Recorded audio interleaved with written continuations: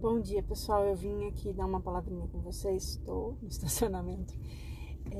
Porque eu fiquei pensando esses últimos dias num questionamento que surgiu no nosso estudo de grupos, né? Um questionamento muito bom e eu percebo que existe no meu ponto de vista, no geral, uma incompreensão a respeito de como os gnósticos tratam a questão da virtude, do vício e do mal, né? Porque pode soar, e às vezes eu acho que eu sou um pouco assim, são os problemas da nossa linguagem, né? Soar um pouco assim moralista, meio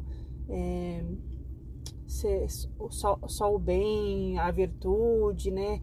Rejeitar o falso, né? Isso é uma linguagem bem própria dos essênios. E eu fiquei tentando achar um exemplo para trazer o que é isso. Então a gente pensa assim que tem no teor dos textos gnósticos, no linguajar gnóstico, tem uma influência forte aí de uma tradição zoroastrista, né, e dos essênios, que fala muito da batalha de Ahura Mazda e Arimã, a luz e as trevas, o bem e o mal, os filhos da luz e os filhos das trevas, a guerra, né, tem esse linguajar do vício e da virtude que estão em embate, né? Mas o Jung, até onde eu entendo, né, posso estar enganada, ele vai falar muito da integração da sombra, né? E integrar a sombra não é abraçar a sombra, ou pelo menos como eu entendo, né? Porque abraçar a sombra seria talvez dizer assim, eu sou ruim mesmo e eu vou me perdoar quando eu fizer uma coisa horrível, porque eu tenho o lado bom e eu tenho o lado mal. Mas o integrar é eu perceber que eu tenho esse lado que está oculto de mim, porque, enfim, está no meu inconsciente, está naquilo que eu ainda não trabalhei, está naquilo que eu não quero enxergar em mim mesma, mas que me pertence, que faz parte, né, do meu caráter enquanto imperfeito no mundo, né? Mas aí quando a gente fala longe de mim, né, querer ensinar psicologia analítica para junguianos, tá? Tô só conversando com vocês. Mas aí os gnósticos vão falar de buscar a virtude, né, e de afastar o vício, de não servir ao falso espírito, o espírito da iniquidade, o adversário, né, e os arcontes com aquele peso dualista, né, os arcontes são maus, o demiurgo é ignorância. Mas quando eu penso em integrar, é justamente naquele sentido de fazer um mergulho interior, perceber que existe essa realidade de sombra em mim e trazer ela de uma forma purificada. E quando eu falo purificada, eu não estou falando assim, eu sou limpinho, eu não me misturo com essa sujeira. Na verdade, eu ia na sujeira e, né, dar um jeito na sujeira. Né? Eu preciso trazer para o consciente e admitir que existe essa sombra em mim, que existe essas características em mim e que elas precisam ser trabalhadas, né? Então, tem uma palavra que está muito batida hoje em dia, né, que é o ressignificar, mas é justamente o integrar no sentido de transformar e não no sentido de aceitar que eu sou bem e mal, mas de perceber que o mal que está em mim, ele faz parte de mim, mas ele pode ser transformado, porque a energia que movimenta o vício é a mesma energia que vai se transformar em virtude. E aí eu fiquei tentando pensar num exemplo bobo, assim, de mãe que a gente tem, e queria saber se faz sentido para vocês. Então, o exemplo que me veio à mente foi justamente pensando nas questões da neurologia, e quando a gente fala de meditação, por exemplo, que a gente não consegue fazer a mente não pensar em algo, né? Se eu falar para vocês pensarem num porco rosa voando, vocês acabaram de imaginar um porco rosa voando.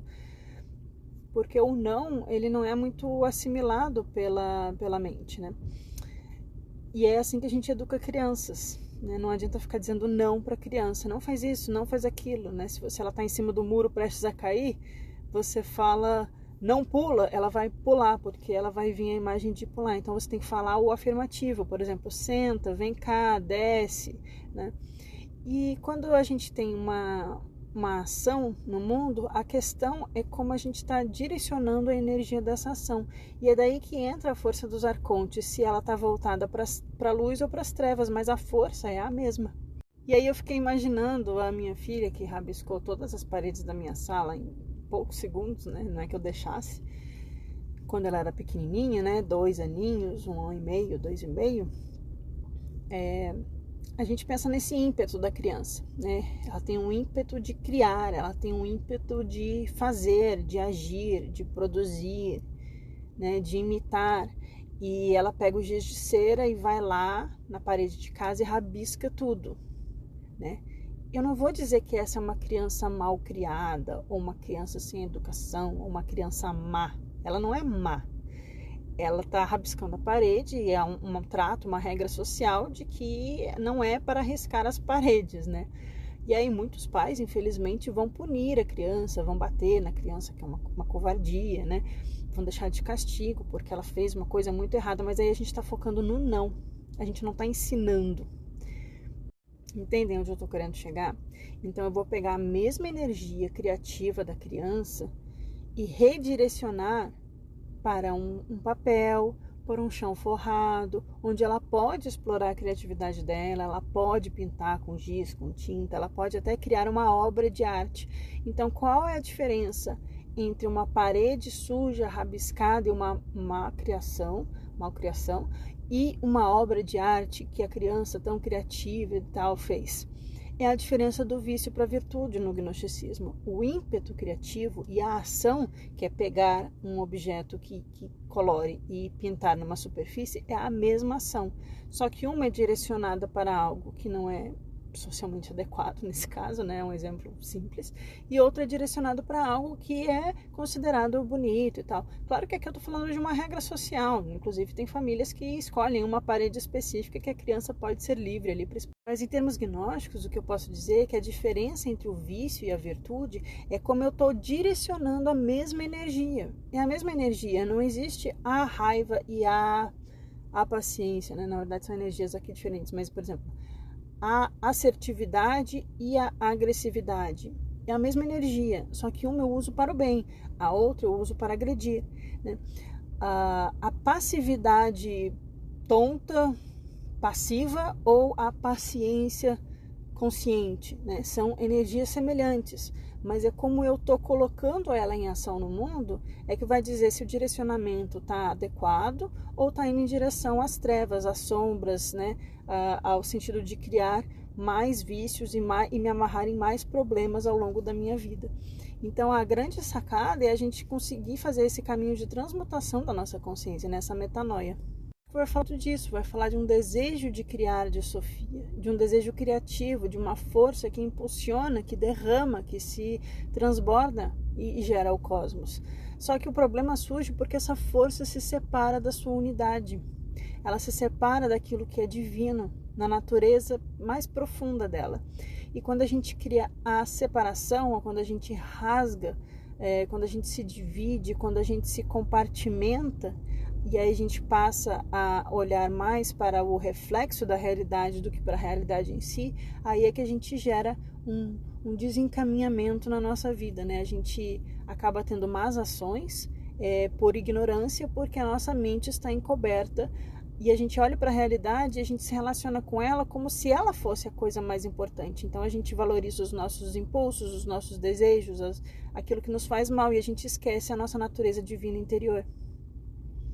Então, a meu ver, o caminho gnóstico, ele trata não de um desejo de ser bonzinho, ou perfeitinho, ou puritano, mas uma profunda necessidade da gente mergulhar em quem a gente realmente é, a gente perceber, sim, as nossas sombras, né, no sentido junguiano, a gente acolher e trabalhar com elas, porque aquilo que não é trabalhado realmente fica recalcado e uma hora vem à tona em forma de crise, em forma de impulsos reativos e mais sofrimento, né? Então, tudo aquilo que a gente não enxerga, não olha para nós, de dentro de nós mesmos, né? Que a gente tenta ignorar ou fingir que não é bem assim, cria uma máscara de bonzinho, né? A gente acaba respingando nas nossas ações em outras formas, ou na forma de doenças, seja físicas ou psíquicas, né? Então tem sim essa necessidade de fazer um mergulho interior, mas para redirecionar a energia. E aí, querendo ou não, a gente acaba naqueles clichês, mas que se a gente parar para refletir, eles traz um ensinamento muito sério, né? Que o mal, no gnosticismo, ele é fruto da divisão da alma. Ele é fruto do rompimento com o divino, é fruto da separação com a nossa natureza real, a nossa real natureza interior, né? Quando a gente abandona aquilo que realmente somos enquanto unidade com o divino e a gente cultiva apenas o nosso aspecto externo e focado nos sentidos, e a gente se afasta da nossa realidade, né? Então o mal, ele é um afastamento, é uma quebra, é uma divisão, e por isso que os gnósticos vão falar na reunião, no retorno à unidade, né? É como Brahma e Atman, né, na tradição Vedanta. Então o mal, ele é a ignorância, o mal é o véu que cobre a realidade, o mal é o não agir de acordo. O mal, ele não tem uma natureza inerente, né? Ele não existe por si só. Até mesmo o Yaldabaoth, ele é fruto de um desejo de criação da Sofia. Ou até mesmo o Yaldabaoth, o erro dele está em só olhar para baixo, não reconhecer o pleroma divino. Ele cria uma cópia, né? E enquanto a gente vive sendo cópia, a gente não vive a realidade de nós mesmos. Então é essa questão do separar-se, do dividir-se, do compartimentar-se. E aí é que a gente começa a categorizar as pessoas e as coisas e o mundo e não enxerga a realidade, a unidade de todas as coisas. Então a gente precisa olhar para a sombra fazendo um mergulho, a gente precisa acolher a sombra, a gente precisa realizar a existência da nossa sombra, porque senão ela vai ficar escondida e vai aparecer em algum momento da nossa vida. E ela é transmutada na virtude. Porque, de fato, a sombra, ela só existe enquanto ausência de luz, né? Então, é iluminar a sombra. Mas eu preciso direcionar o meu holofote, a minha lâmpada, né, a minha lanterna, para onde eu quero iluminar. Eu preciso reconhecer que aquele espaço ali, aquela região da minha alma, ela está tomada pelas sombras. Então, eu preciso ir até lá e iluminar aquele local, né? Então, é um processo de muita transformação interior.